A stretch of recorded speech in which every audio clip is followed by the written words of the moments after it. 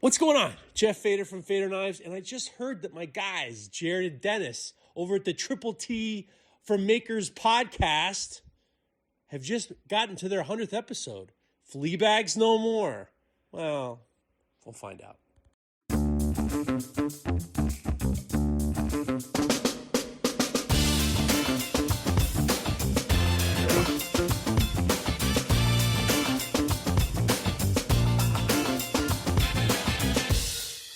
What's happening, everybody? Welcome to a very, very, very special 100th episode from the Triple T podcast for knife makers. For knife makers. For knife makers. It feels Fleabags no more. Feels like just yesterday we were taping number one. You know what? I can seriously recall the fear, the angst, the anxiety of Denis going, hey, why don't you tell people about you a little bit, Jerid? No pressure. Let's go.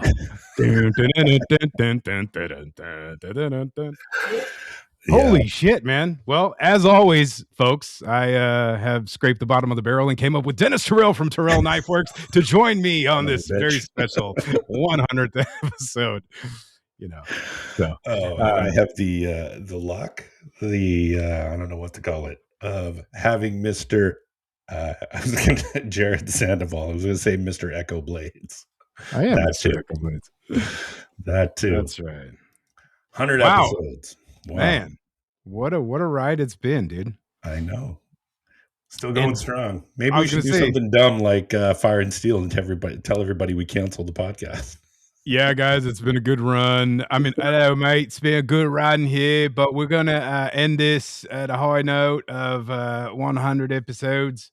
Keep giving us your Patreon money, and I'll see Denis and Jerid in June.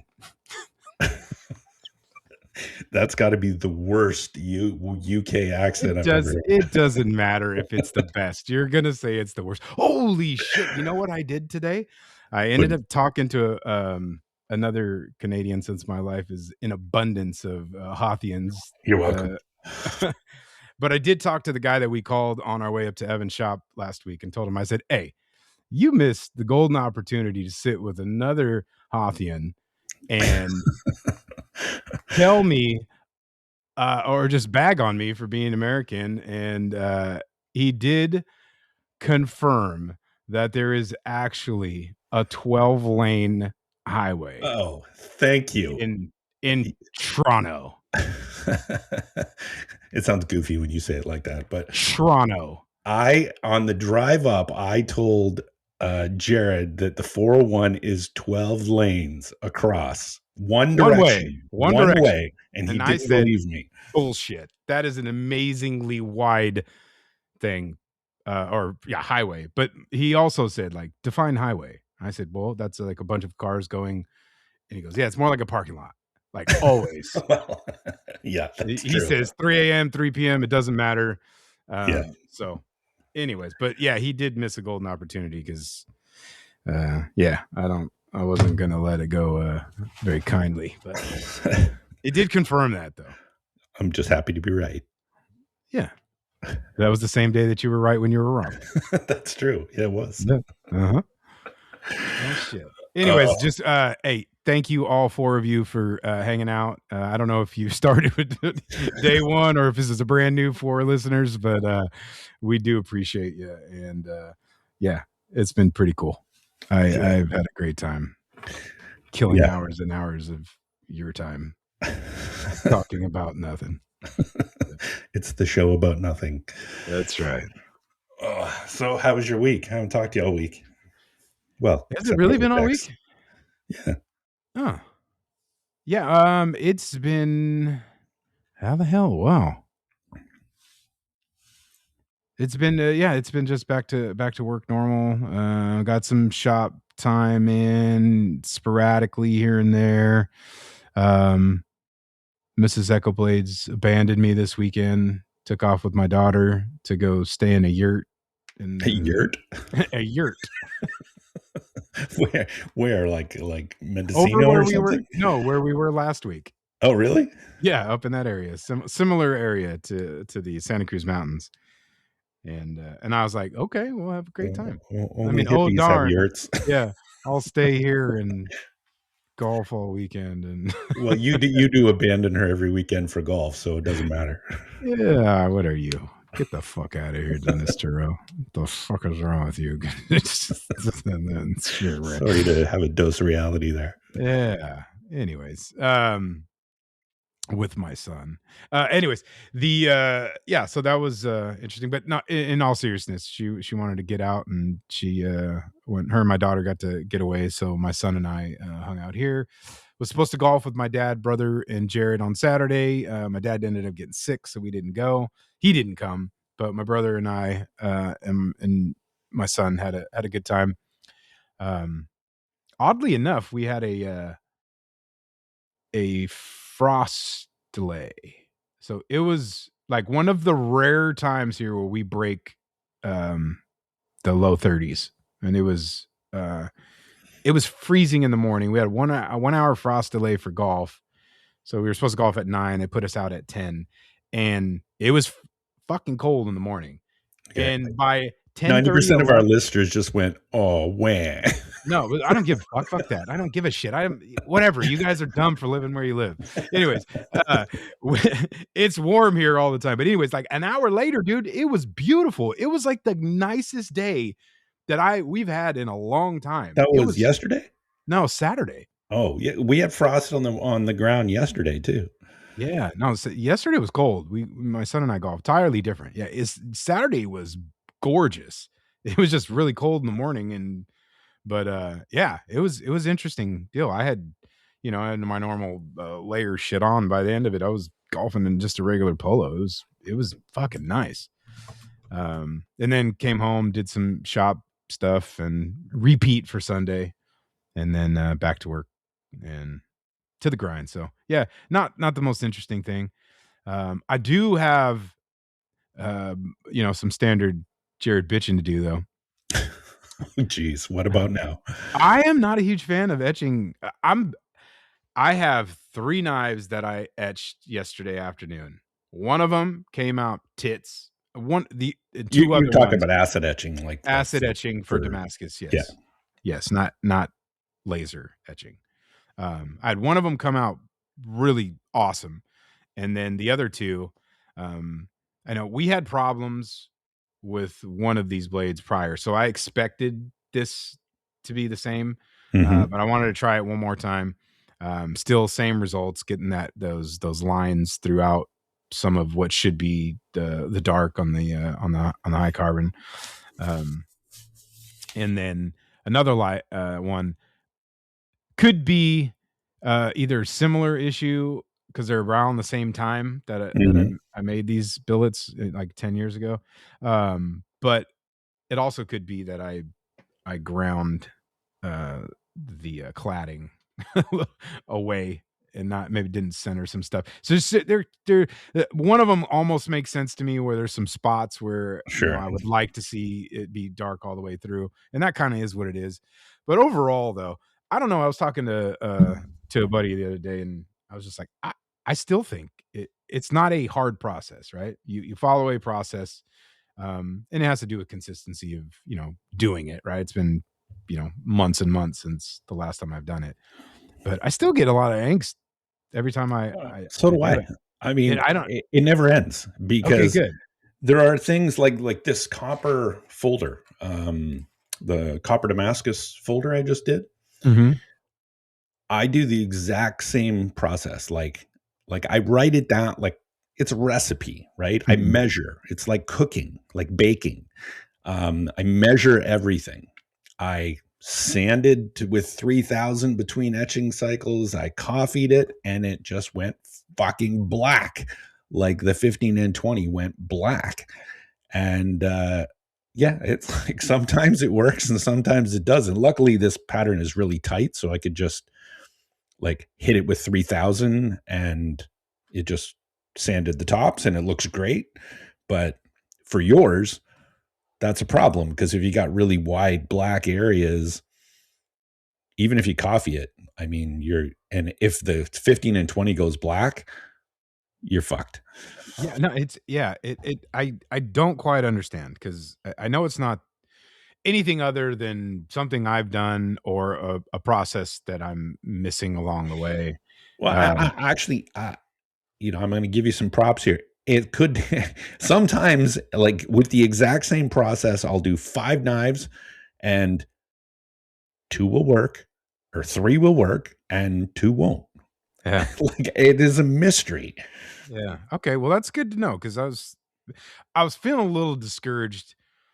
I mean, I think I even texted you like, "This shit sucks.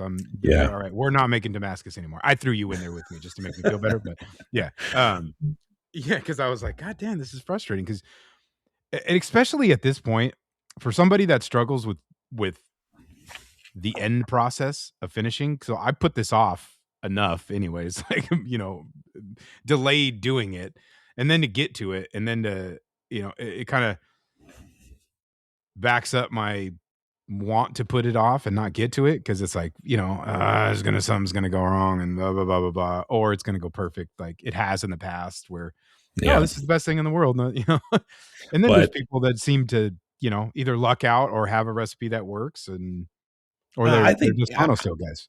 I've talked to Morocco about this thing, and even he'll have issues with coffee, issues with etching sometimes. Like, this is not one of those cut and dry things like, I think, like heat treating. I think heat treating is like a recipe. You do it.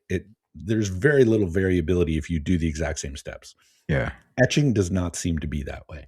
No, there could be too many variables, length of time, timers, I remember when you neutralized it. I don't have anything that's dialed and consistent like what you're talking about.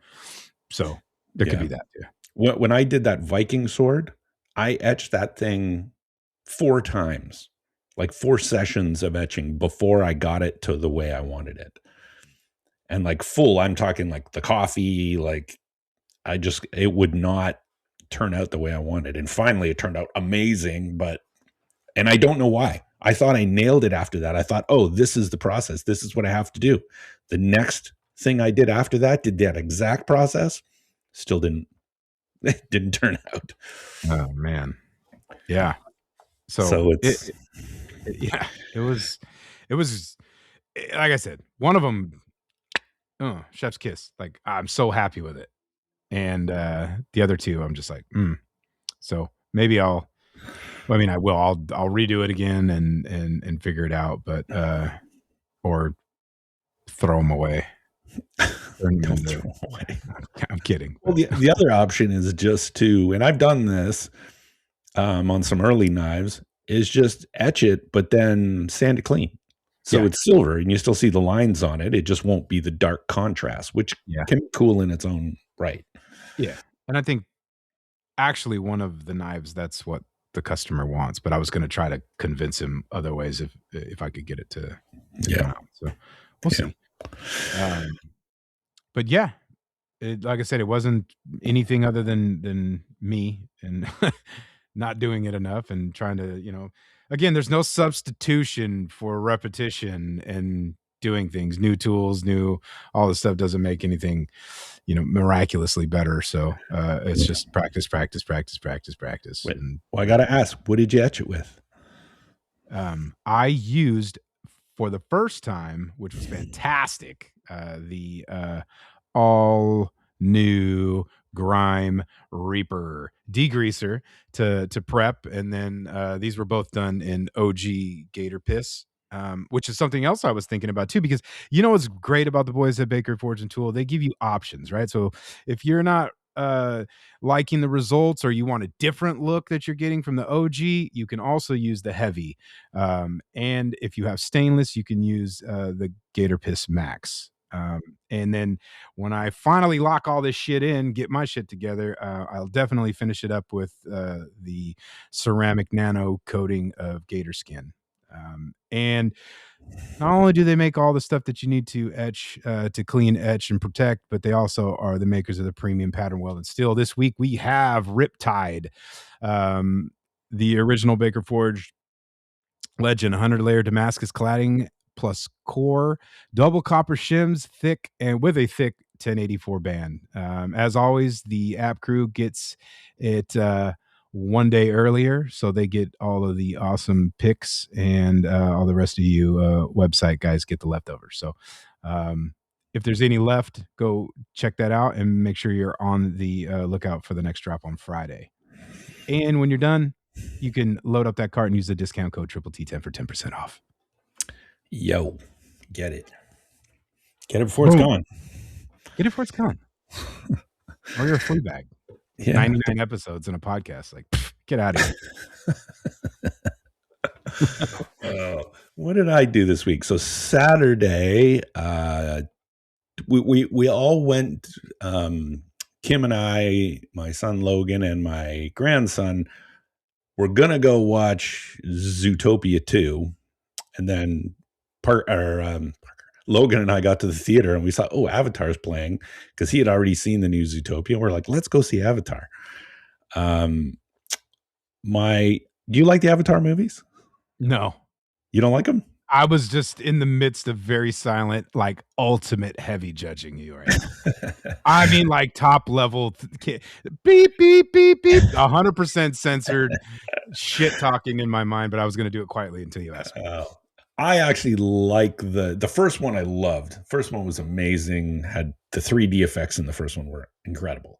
The second one, it was a little long. I don't know what fucking James Cameron, like, does he not have editors? That movie is 3 hours and 20 minutes long.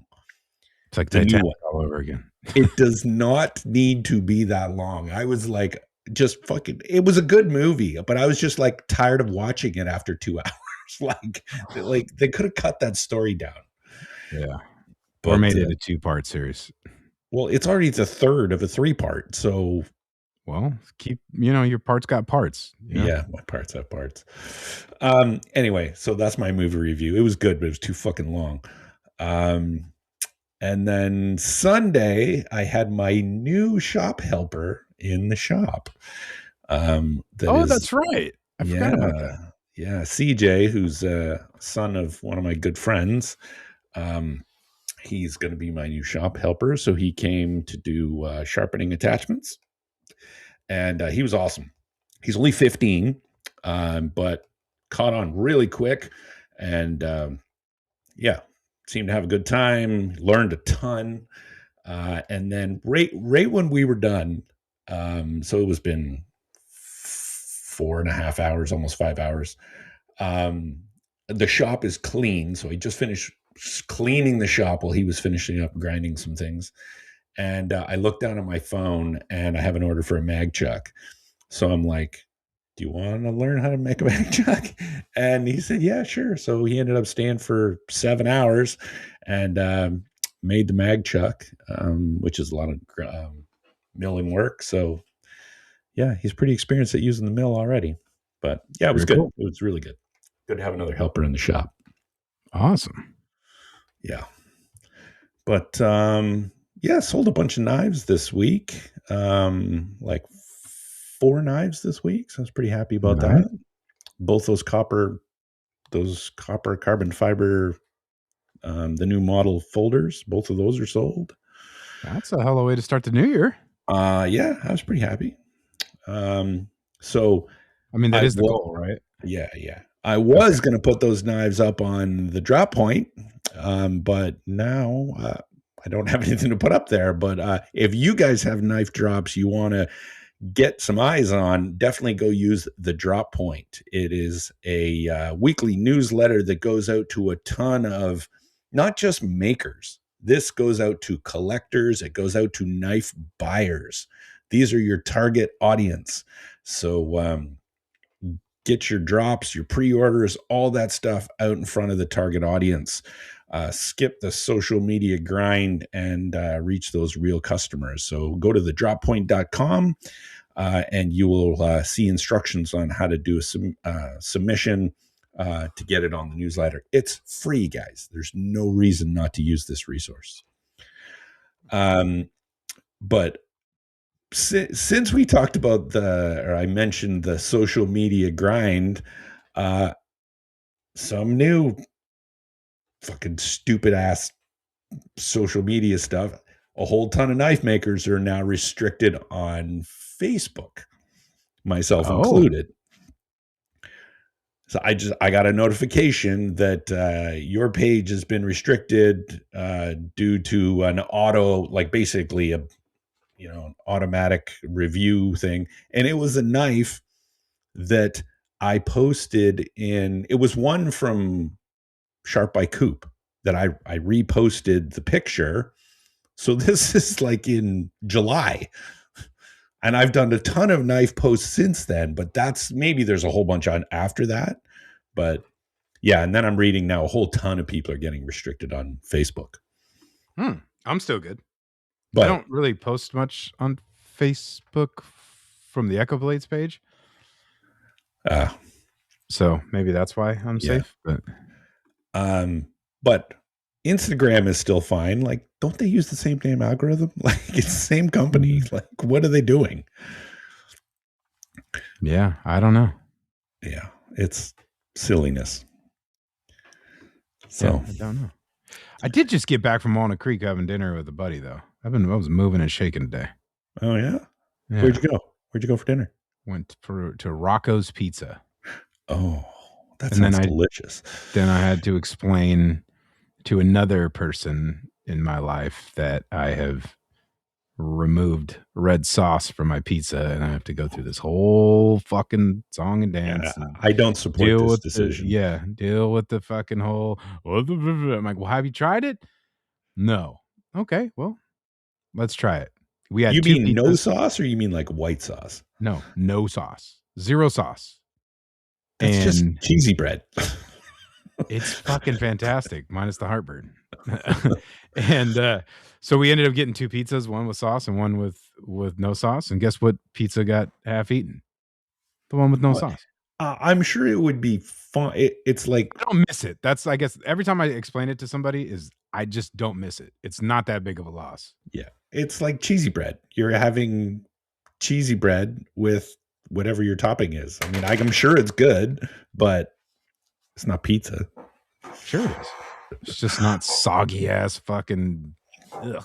Yeah. Anyways, yeah. So I had to have that whole conversation, but yeah, it was good. A buddy of mine who was in the area for a long time. He ended up relocating. One of the. I envy the people that the rest of the country hates, and he escaped from here and moved to Arizona. And I got to hear for a good 20 minutes about how awesome it is, not being here in California and blah, blah, blah, blah, blah, blah, blah. Yeah. But that was cool. It was good to catch up and see him. He was in town for business. So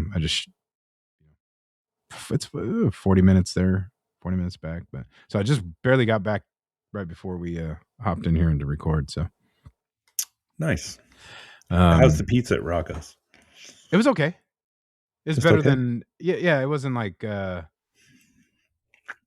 mind blowing, but it was good. It's kind of hard to have a bad pizza, but there's like Domino's. I had shitty pizza. There's a good saying that a dear friend of mine says it's not good enough for or not clean enough for this show, but I'll tell you after. Oh yeah, the one I know is pizza's like sex. Even if it's bad, it's still pretty good. But I guess that's a cleaned up version of sex. Sure. Yep. Yeah, that's what it is. Yeah. So yeah, it was all good. We did order small salads though, and they were we ordered 2 small salads, and it was enough for like 15 people.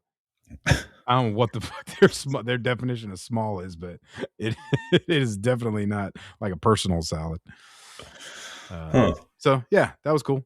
And then what else? Oh, could I forget? Can we go back and insert? No, I'm not doing that. All right. Anyways, I would like to wish my beautiful wife, Mrs. Echo Blades, a happy birthday. Today, when you guys hear this, it'll be her birthday. So, happy birthday, Lynn. Yeah, that is it. We normally are gone doing something something extravagant. You guys usually in Monterey. It used to be We're in Monterey, but Yeah. Or last year we were in the Caribbean on a 9-day cruise. I'd much rather be there than looking at you right now. That's for sure. But yeah, not this year. Things are a little weird, but we'll make up for it. I did. This is cool. For the first time in many months, I got a bunch of shit from Amazon of knife making supplies. Nice. Felt really, yeah, it was pretty cool. For whatever reason, I decided that again, I'm into 2 of everything right now. So I got another granite surface plate, but this one I got the big daddy. Yeah, the 3x18 by 24. That came. Got some those sanding discs, the sanding pad things that you got, ones. The 9-inchers, just like you like. The Scotch spray mount came in. Some 2-inch electrical tape. Somebody. What do you use that for? In lieu of painter's tape to tape off my knives. Oh. So I find that painter's tape leaves this weird residue. Yeah. When you peel it off, and it was suggested that electrical tape doesn't, but obviously standard electrical tape is too small.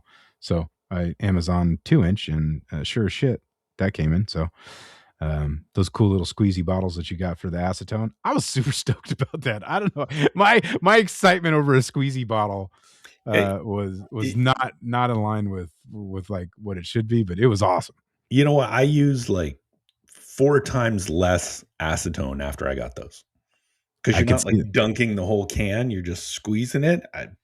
I had it in a different squeeze bottle, but the little hook fountain nose thing. Oh yeah. That is, I don't know.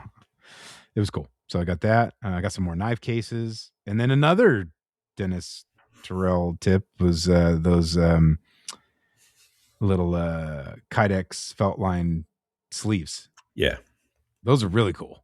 Yeah, those are great for like chef knives. Yeah. So those came in, and then my new phone, which was not supposed to be shipping until the 27th of this month, shipped on Saturday. It'll be here tomorrow. Oh, so you're actually going to be able to do a post about the show? Yes, I will. I expect a 100th episode post tomorrow. Yeah, I'll muddle around through it if I don't get it anyways. But yeah, and then I do plan to like tag. There'll be like 1 million tags in this because I'm going to hit all of the past maker spotlights that I haven't hit over the last 4 weeks or something like that. Yeah. So we got the new 17 Pro Max. So I'm excited. Coming from a 13. Yeah. So.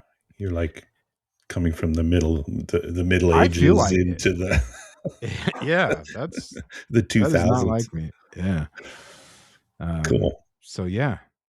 All that new stuff. Yeah.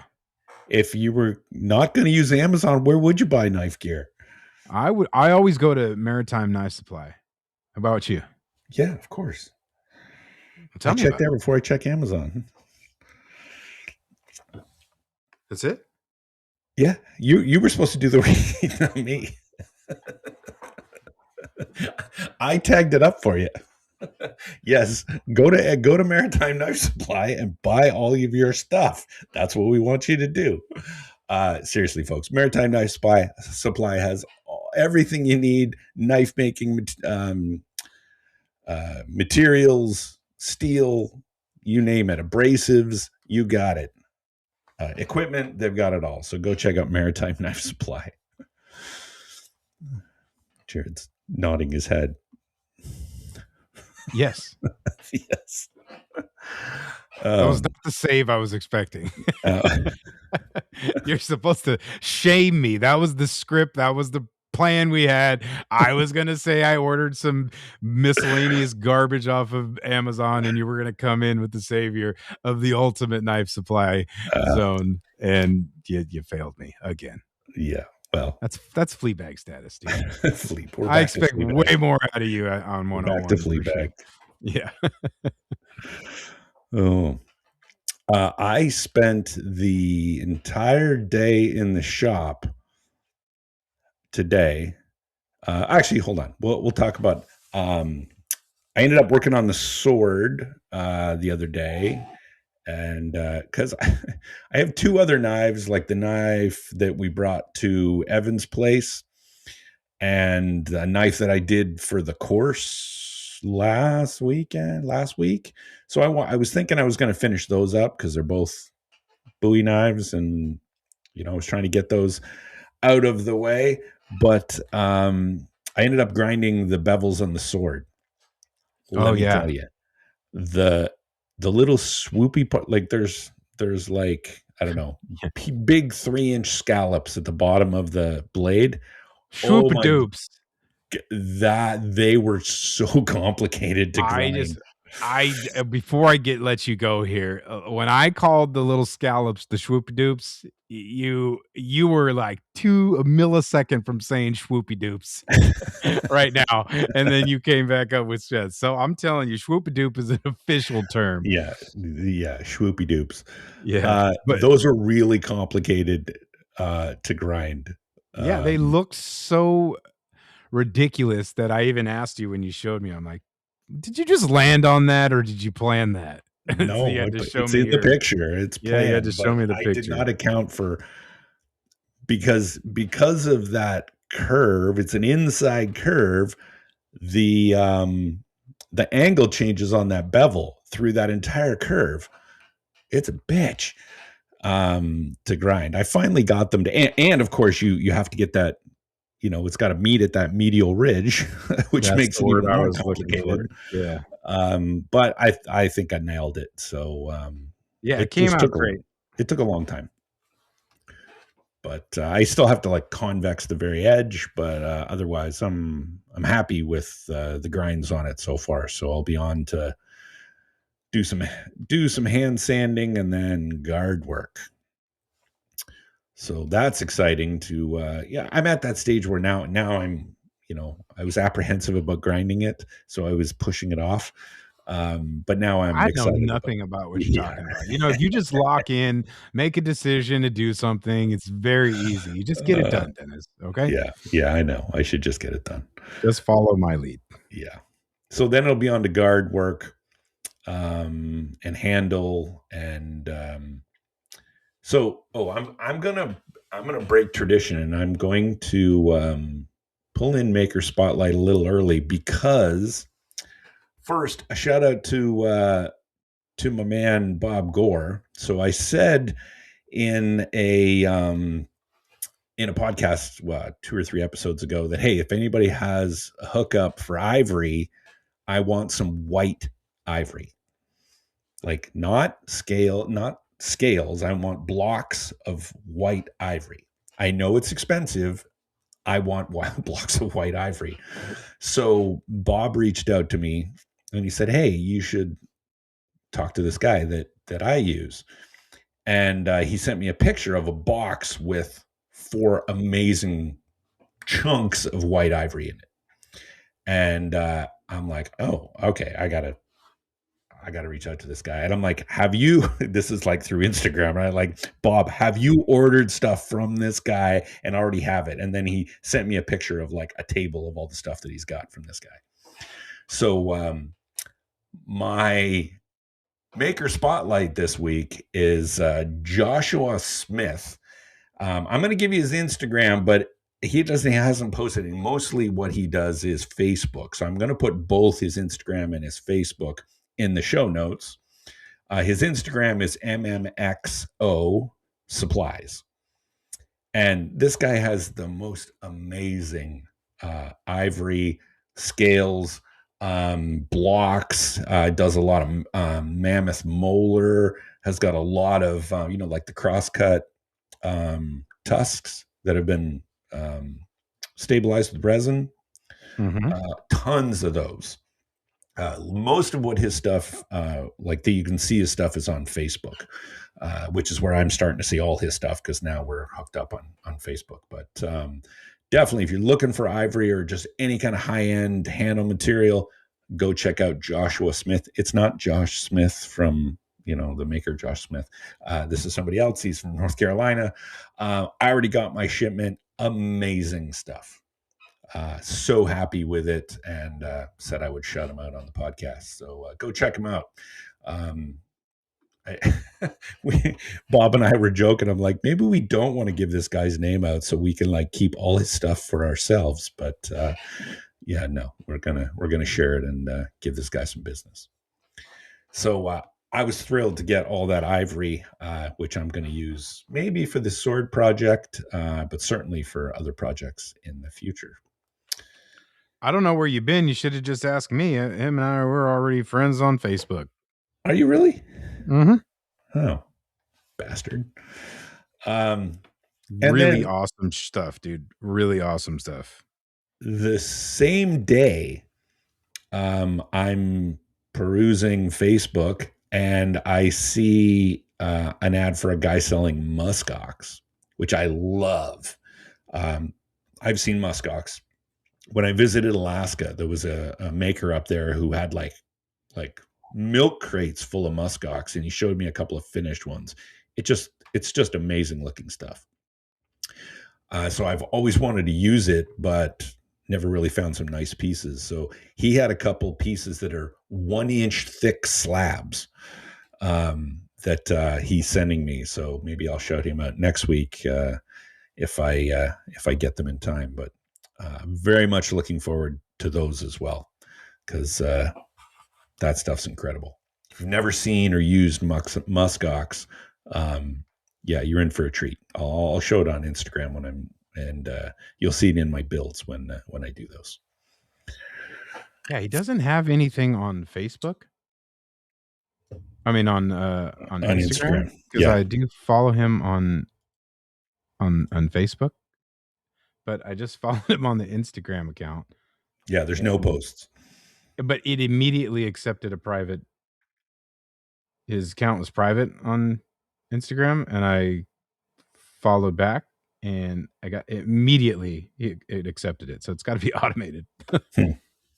Interesting. That's really weird. But anyways, back to the muskox. Yeah, that stuff was cool. Those are some big ass pieces. Yeah. It. I was one of the pieces of the ivory is 1.5 by 2.5 by 5, pure white ivory. That's huge. I'm not going to tell you what I paid for all of them because I don't think I almost guessed it though. You almost did, but I don't think he's going to give everyone that deal. But yeah, go check him out. Good prices. What Bob's telling me is, he's got some good prices and amazing materials. So go check him out. Awesome. Yeah. But so who do you have for? Let's finish off Maker Spotlight. Who do you have for Maker Spotlight this week? So I got our good buddy, one half of the dynamic duo, Mr. Dustin O'Hara from the Art of Craftsmanship. Love that guy, dude. Just one of the best dudes in the game here. And I was just going through my feed and saw just a hatchet, and I really didn't even see like who it was, but it was just it screamed Dustin on there. But and what I really like is those sheep shear knives that he does. Oh yeah. But then you kind of go mess around in the through his page. Great YouTube channel, podcast, but he's just into just making. And if you're not following Dustin, make sure you do that. That's the Art of Craftsmanship on Instagram. He's got 10,000.7K followers there, a YouTube channel, and like I said, the podcast as well. But yeah, just brother Devin, the just awesome people, awesome content, really good things. And there's a handful of people that I really look forward to seeing at Makers Camp, and I was really bummed that we didn't get to check in this year. And he's high on that list. So yeah, that's who I got for this week. Nice. Go check them out. Yeah, he's love hanging out with both Dustin and Devin at Maker Camp. Good guys. Yeah. I have a Viking toothpick, I think he called it, that I picked up from Maker's Camp the last time I was there. And it hangs on my wall in my bedroom. Fucking love that thing. It's the coolest. It just one of those things that you're cruising by tables and things. I didn't even know Dustin made it. I was just in one of those in the tents there, and I looked and I was like, that is badass. I want this. And then all of a sudden Dustin appears, and I was like, oh well, this is even easier purchase for me. So yeah, I love that. Very cool. Yeah. So I spent all day today on which is going to be my Thursday video because I can't contain this. I'm very excited about this. I made what I think is one of the most incredible grinder attachments ever. I'm very excited about this one, especially if you're a guy like Jerid and I and you have multiple grinders. This is the attachment you're going to want. Now, is it available anywhere? No. Could you make one yourself? Maybe. I am talking to the boys at Ameribraid tomorrow to see maybe they want to consider making one of these and putting it up for sale. Mm-hmm. So if you guys, first of all, if you guys need a grinder, go check out Ameribraid. The Fastback 2x72 is the premium grinder to own. My favorite grinder in the shop is that Fastback 2x72. So many cool attachments. I love the drop away platen. So many cool things. Also, they have the Hyper Disc, which my buddy Jerid here owns. Probably what those disc sanding discs are for. Yes, sir. So check them out. Go to ameribraid.com and see what they got. We will have a discount code for Ameribraid coming up soon, I think. We've just been lagging on getting that. But so what I started with, Jerid and I were talking about, grinders, and generally we were looking at a particular grinder, which is a horizontal only grinder. Okay. It's the AMK horizontal grinder. Okay. Really just because, why have it lazy? Yeah. We're fucking lazy. We're lazy. The nice thing about this horizontal grinder is it has a 4-inch wheel, a platen, and a small wheel, all with their own rest and permanent. Like you don't have to switch attachments or anything like that. I looked at it. I hemmed and hawed about it. And my issues with it are, first of all, it's huge. The footprint on this thing is massive. I don't like how much room it takes up.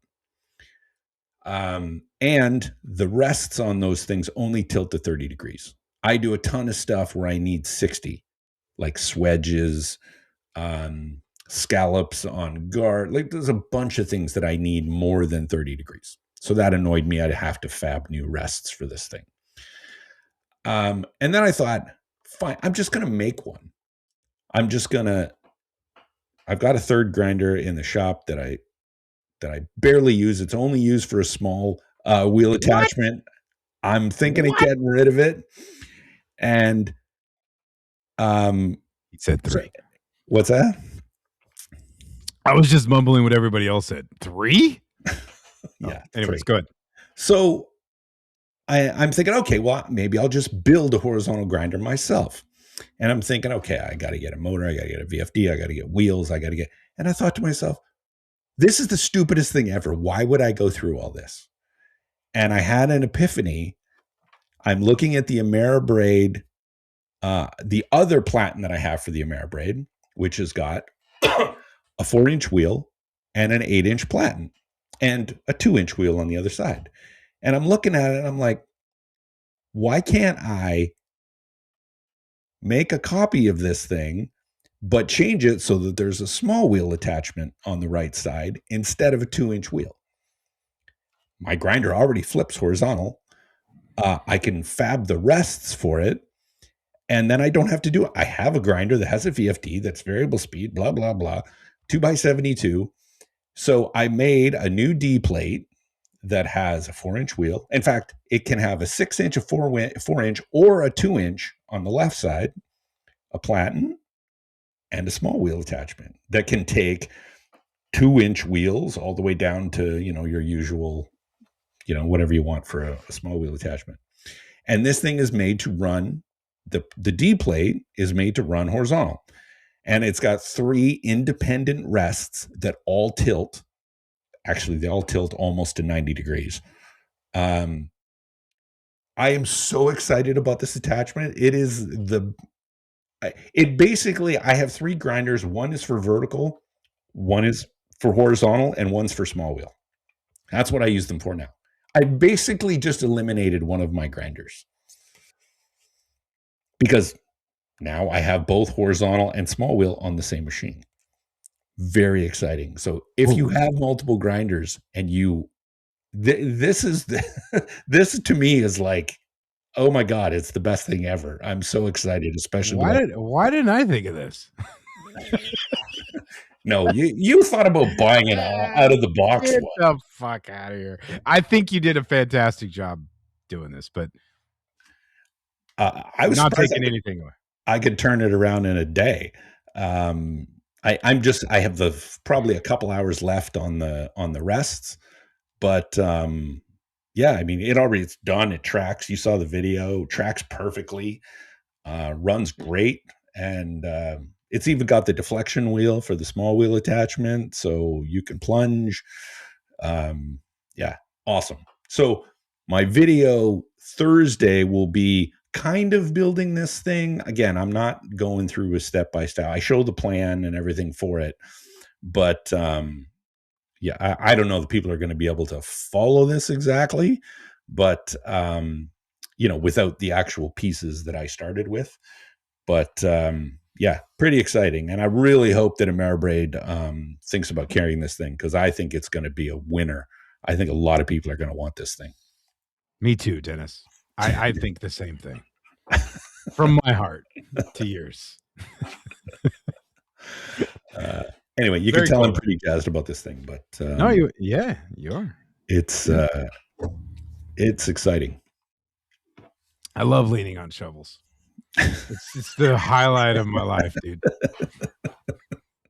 Guys, there's a lot of, if you guys think there's a lot of ball busting that goes on here in this show, what takes place off air is endless. It is endless. The amount of fucking subtle undertone digs that we take at each other on this show is just barely touches the surface here. Yeah. So there was a lot of shit talking that just took place right now, and I want to know. We're not going to go into a lot of details, but just message me, and I still won't tell you. But that was fun for me. But seriously, dude, that thing came out awesome. I've been on the search for the new coolest tool in your shop for quite a while, and I'm glad that you got off your ass and you've tried to convince me that the big surface grinder isn't the best. So equally excited about that. Yeah, I mean, I can't wait to put it into action, and this boils down to laziness and not wanting to change the rest and change the attachment. We've had this underlying theme many times in the show. The most versatile machine isn't good enough for us. It's just too complicated. We need simple. Keep it simple, stupid. I mean, guys, just imagine having to stop what you're doing, go 2 feet away, grab something else, pull a small lever, pull it out, replace it, put the other thing back. Fuck all that. We're just gonna 1,000 grinders for every shop. You get a grinder. You get a grinder. You get a grinder. That's what it's about here. Yeah, but I've talked to a bunch of makers, and I have heard of many of us. I think Noah's the same, where he will actually change his process. Okay. He will do something else so he doesn't have to change the attachment. Not only is that the truth, but I fully support this. So, new knife on the way. I was going to do a finger choil, but fuck it. I don't want to put the attachment in. That's right. 2-inch finger choil it is. Oh, that's so good. Why does that make my heart so happy? Oh, man. Yeah. If you want to mess around with grinders and all that dumb shit, you can forge your knives to shape. So in order to do that, you will need a hammer. And I suggest you go check out Two Basterds, Smithy, and Supply. Go check out Frank and Nita and get yourself a Two Basterds fat peen. Cross, straight, diagonal, curved, whatever you need, he'll take care of you. It is Denis and I's go-to hammer when we do beat hot steel. So make sure you're cool like the cool kids and go grab yourself a Two Basterds fat peen. You know what? I'm going to have a peen on my arm. You're going to join the peen crew? I have an appointment for my next tattoo, which is going to be an anvil with my logo on the front of the anvil, but there's going to be a hammer on the top of the anvil. Ain't it grand to have a fat peen on your arm tattooed on your arm? Oh. Look at you overachiever. Yeah, I'm going to have, I feel imbalanced with just one tattoo on the right arm. Now I need one on the left arm. So, for the sake of, yes, that's cool. Make it proportionate. Proportionate? Yeah. Proportionate to your arm. What do I have? Spencer biceps? You were like, I'm at like length. Well, I mean, it's an anvil. I can't make it too big without it like wrapping around my arm. So okay, there you go. I'll make it suitable. And where are you going to get this tattoo from? The local guy? In Tracy, same guy that did the knife. Why do I still think you went like down the street to the guy that's right by your house? No, that was for the one on my back. Your tramp stamp? No, the other one. Oh, okay. Okay, yeah, cool. I still want to get my maker's mark on my wrist there, but everybody's scared the shit out of me. I'm already a bitch. Well, how big are you gonna get it? It's gonna be what, an inch? Yeah, at it's best. Gonna be a pussy. That's all I got. Proportions. Even if it does hurt, it's only like what, an inch? Give me a break. Maybe solid shading. Oh God, it's gonna be the shading. It's always the outline that hurts. The shading's you'll be numb by then. I guess I have one tattoo that I got fucking 20 some years ago, and I have no idea. So yeah, this one, the knife didn't hurt. I won't say it didn't hurt, but it was like, a cat scratching you, like not even. It was not super painful. I was pretty fucked up when I got this one, so I don't even remember. Couldn't tell That's you if it worse. hurt or not. Yeah, it bled like fuck. I was gonna say it bleeds like crazy. Yeah. Well, don't be friends with your. Yeah, my buddy was had a shop, and I forgot to tell him I was shit faced when I walked in. So he should have known better, though. I was pretty known for being shit faced. Yeah. You know what I might do when I get my tattoo? Maybe I'll coat it in pelican paste. Maybe that'll be good for it. I think that will actually protect it from everything. Yeah. There's nothing that pelican paste can't protect. Yeah. Maybe the hand salve will be good for it.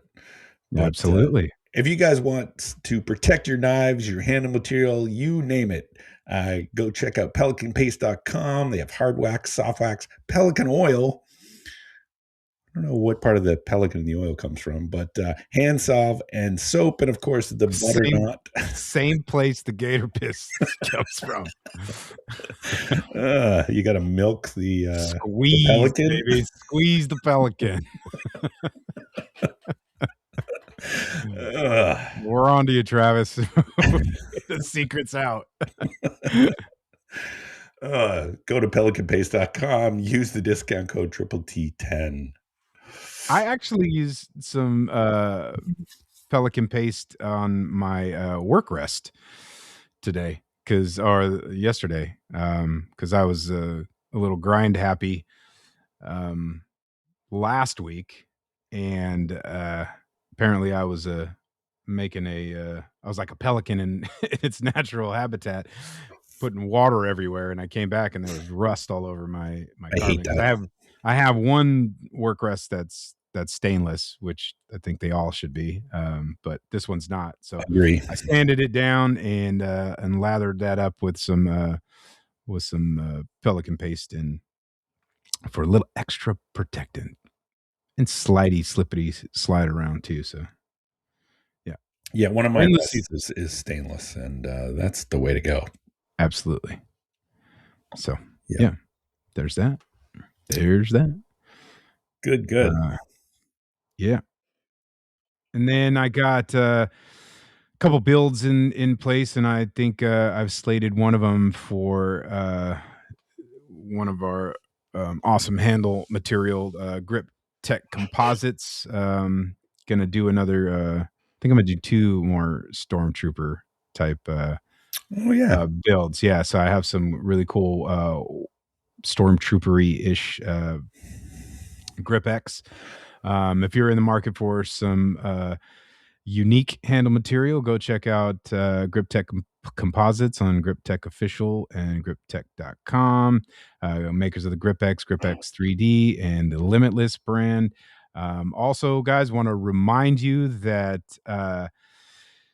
Grip Tech Composites is doing a new deal this year. You can sign up for their newsletter and receive an exclusive discount for a weekly color variant of a particular scale that they're using. You got to sign up for the newsletter to get that discount code. And as of right now, you can double dip and use the discount code T10 and stack those discounts. So I love stacking. I think, yeah, there's only one thing cooler than a discount code. That's stacking discounts codes for additional discount. So stack on, my friends. This week, the color is Viridian. Which, yeah, Dennis, you are the owner of a paring knife with Viridian. Oh, that's the green with the black dot. Yeah. Okay. I was going to ask you what the hell Viridian is, but all right. Yep. That one I do know, because that's the one that is on the paring knife that you guys have. So, go do that. Discount code T10. Grip Tech Composites. I am intrigued what Graphite Diamond Edition is. That sounds fancy. You might have to wait. Yeah. Huh. No giving shit away. It's a surprise. Oh, they're surprises? All right. Yeah. I won't tell you what week it is then. Yes. This week is the one that matters the most. Oh, okay. Viridian. It's the Viridian week. I was doing my normal morning scroll this morning. I was going to say it ain't a workout. Another one of those times when we're busting each other's balls. No, it was not a workout. I was cruising Facebook, and I'm a member of a bunch of Facebook groups. Specifically now, I'm following a bunch of Navy Facebook groups on training, and a lot of them post the videos of the sailors, the seamen recruits marching, and then they tell you the ship and the division in case you see your seamen. Your seamen, yeah. No, they're seamen recruits. You can't call them. Oh, they're not sailors. Yeah. They're not fully developed seamen. Right. They don't have a tail. They're tadpoles, yeah. Yes. And I've been watching these for now a couple of weeks. This morning, I saw Parker marching. I was very thrilled to see him. Cool. Yeah, it was. I mean, it's for like literally a second and a half where you see him kind of move across the video, and only you're gonna know it's him because it's yours. Exactly. I was sitting there pausing on every person, but did get to see my son in a video this morning, so I was thrilled with that. I was telling Kim that yesterday, the day before, I saw his same ship and division, and I couldn't see him, and I was like, damn, did he get like separated? Did he, which means, did he quit, or did they excuse him for some reason? I was like, oh shit, I was all paranoid. And then I saw him, and I think it was actually the same video, but it was from the other side. So, or the same marching session, but it was from the other side. So I actually got to see him now. So pretty cool. Yeah, that was cool to see him. And I posted that image on Facebook saying, yeah, it was nice to see the kid. And he's already almost halfway through basic training. So we're looking at hotels and flights now to get down to his graduation next month. Can't believe it's like 5 weeks away. Wow. Yeah. Wow. What week? The 12th? The 19th is his graduation. Okay, cool. Then you can go to the AT&T Pro-Am with me. No. Very cool. Yep. No. Mm-hmm. Interest level this low. You know what, this low? Like you can't even see it? Like CeeLo? You might be crazy. Yeah, exactly. This one, if you're super lame and not into golf, this would be the one to go to because you get to see all the famous people too. I've seen some really cool. Is this the one at Pebble? People. Yeah. Yeah. It's been a long time since I go. Since I go. It's been a long time since I goed. I took Jerid there for a few years in a row when he was younger, and it was pretty cool to see Bill Murray and Larry the Cable Guy and all the sports guys, and really cool. So, anyways, the only experience I have with that tournament is that when I used to scuba dive a lot, you pick your weekends to go to Monterey. We ended up going to Monterey the weekend that was playing, and they have every access to every beach shut down so that you drive all this way to get to Monterey with all your scuba gear. You get there and you're really annoyed that you can't dive because beach access is closed everywhere. Hilariously,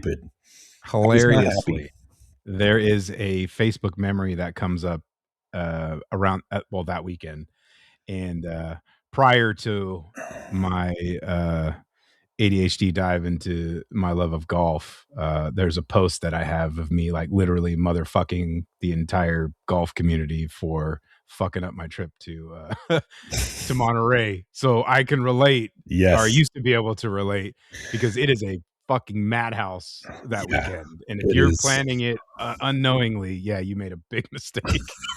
So I do understand that completely. Yeah. You want a nice casual weekend of scuba diving or touring Monterey? Don't do it that weekend. Yeah. Don't do it in the beginning of February for sure. Yeah. Now I'll just be contributing to that. Yes. Yeah. But before we get out of here, I got to give a couple shout outs to one, Mr. John Chandler, one of our 4 listeners,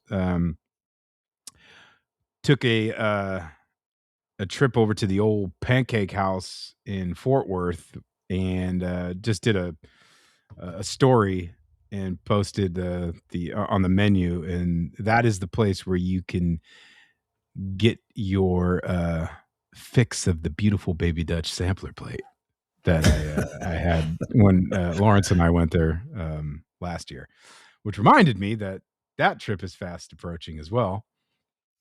And then last week I was talking about needing some Manzanita handles, and one of our listeners, Devin Sheridan from Briar Hill Forge, reached out to me and said that he had a couple pieces of stabilized Manzanita that he really didn't have any use for, and sent them. They're on their way to me, so I wanted to give him a shout out and a huge thank you for that very thoughtful gesture, and I can't wait to get it and get it on that knife. So very cool. Appreciate you. I told him, I think I literally said, I wish the other 3 listeners were as cool as you. No. Sure, alienate all our listeners. It's only 1/3 or 3/3. 3/4. Yeah, 3/4. 1/3. Yeah. Shit, I forgot my joke. God dang it, Dennis. You're gonna say 2 or 3 ain't bad, or nah? Yeah, I don't know. It's gone. Maybe they'll come back. But yeah, it was supposed to be hilarious. Oh yeah, like everything you say, it's supposed to be hilarious. I think it is. That's all that matters. Shit. Oh, that's what he said. He goes, I tried to give these. He's like, man, you guys have entertained me for a lot. And I was just like, oh God, yeah, sorry. For 100 weeks, I've been boring you. Well, Denis has, anyways. I'm surprised you're still awake. Yeah. I got shit to do still. Yeah. We got one more read. If you guys are in the need of doing some heat treating, you got to get yourself an Even Heat kiln. Even Heat kiln, family owned and operated since 1948. That's older than me. No, that was when you graduated. Building the highest knife heat treating ovens available. I have 2. Jerid has 2. Finally used his Even Heat just last week. Yeah. His new one. Be like the cool kids. Go get yourself an Even Heat kiln. They will not do you wrong. That's right. I love my Even Heat. I was thinking, you said pizza. I've been making like pizza at home, and I don't have one of those fancy pizza ovens. And the issue with pizza is like, you got to have a really, really hot oven. And I'm really contemplating doing like a rectangular pizza and putting it in the Even Heat and doing it in there, because then I can crank it up to like 800 degrees and cook it really fast. I heard 900 is the key. Oh, 900? All right. I'm just had a conversation at dinner about pizzas, and my buddy had one when he bought his new home. He had one. He had a really nice out, kind of similar to yours, like a little outdoor barbecue built-in deal and a fire pit and shit. So when he went over to this place, he put a pizza oven back there as well, and he was talking about making them, and he said something about like 900 was the sweet spot for him. Yeah. And I was like, oh, so during the summer, he lives in Arizona, you don't got to turn that bitch on. That's really cool. Because it's hot as fuck. And you know where it's not always hot as fuck? Just only a couple months. So it's only freezing cold and hot as fuck a couple months out of the year. The rest of the time is perfect here. Yes.